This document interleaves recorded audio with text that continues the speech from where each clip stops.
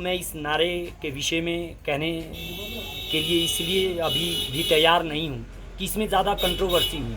मैं तो इतना ही कहना चाहूँगा कि इस नारे का राजनीतिकरण पूरी तरह से हुआ है, अन्यथा इस नारे में ऐसा कुछ भी नहीं था जो। मीडिया का मैं बहुत बहुत धन्यवाद करना चाहता हूँ, क्योंकि मीडिया का इस क्रमिक अनशन के दौरान और इससे पहले हमारे हर आंदोलन में बहुत सहयोग हमें मिला है, जिस कारण जन जन तक हमारी बात पहुंची है, जिसके लिए मैं मीडिया का दिल की गहराई से धन्यवाद करता हूं। आज हमारा क्रमिक अनशन का 25वां दिन जो है यहाँ जारी है और आज सिरमौर जिला की टीम हमारे बीच यहाँ क्रमिक अनशन का हिस्सा बनी है। आपने देखा होगा कि 3 मार्च को एक जोइया मामा का नारा इस प्रदेश में लगा था और वो नारा जो है राजनीतिक गलियारों में खासकर और पूरे प्रदेश ही नहीं बल्कि पूरे देश में बहुत ज़्यादा चर्चित रहा। और जिसकी जो नारा लगाया था उसकी जो टीम थी उनके साथ क्या कुछ हुआ वो भी आप सबको पता है। उसमें जो मुख्य लोग थे उनमें से एक ओम प्रकाश जी भी थे। ओम प्रकाश जी को आज हमने यहाँ राज्य प्रवक्ता नियुक्त किया है और ये जिसकी हमने सूचना भी कर दी है, तो इसकी इनको बधाई भी, और आगे से ये राज्य प्रवक्ता के रूप में हमारा काम भी देखेंगे। इसके साथ साथ हम क्रमिक अनशन 4 लोकसभा क्षेत्र में भी हमारा चल रहा है और आप देख रहे होंगे कि बहुत सारे साथी जो क्रमिक अनशन में हमारे कुछ साथी बैठे होते हैं उनके सहयोग के लिए लगातार वहाँ आ रहे हैं, सुबह हाजिरी लगा रहे हैं, शाम को ड्यूटी के बाद आ रहे हैं, दिन में जो सहयोग कर सकते हैं। तो ये पेंशन बहाली की मांग जो है ये रुकने वाली नहीं है। और पिछले दिन भी आप सबने देखा होगा कि प्रदेश के एक बड़े मंत्री ने जो है पेंशन बहाली को लेकर बयान दिया है कि पेंशन बहाली के लिए हम सीरियस हैं और इस पेंशन को कोई बहाल कर सकता है तो वो उनकी सरकार कर सकती है।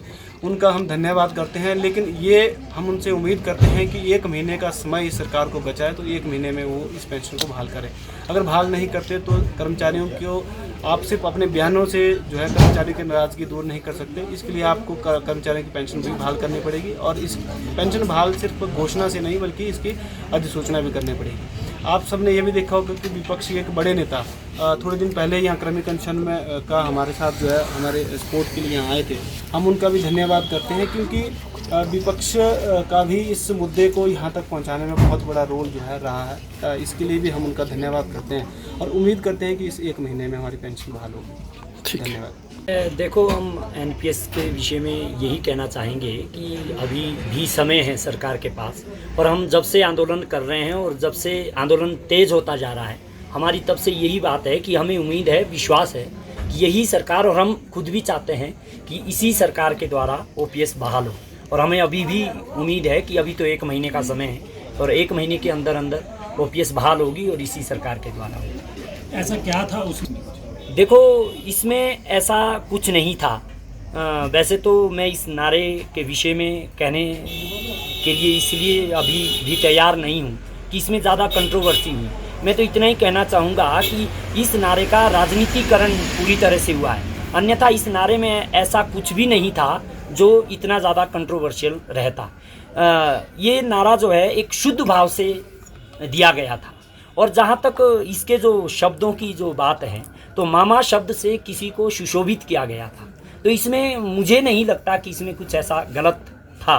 और अगर इसमें अब तो बल्कि हमारे मुख्यमंत्री जी ने भी सिरमौर में आके 1 जगह नहीं 2 जगह नहीं, उनकी सिरमौर में 4 रैलियाँ हुई और वहाँ पे अपने आप को सिरमौर डिस्ट्रिक्ट का मामा और हमें भांजा स्वीकार करके संबोधित किया और हमें बहुत अच्छा लगा। जो बीच में जो रहा होगा उसको मैं राजनीतिक परिप्रेक्ष्य से देख रहा हूँ, और राजनीति में ये चलता है, अपने स्वार्थ और हित की पूर्ति के लिए कई बार इंसान कुछ भी कर लेते हैं। क्या लगता है कि जिस हमें इस विषय में कुछ भी नहीं ना बोलना है ना सोचना है।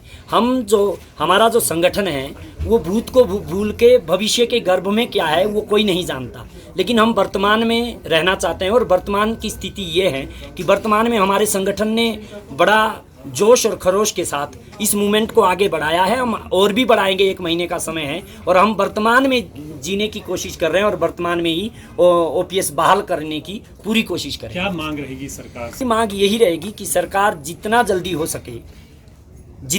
सके सरकार जो है ओपीएस बहाल करे।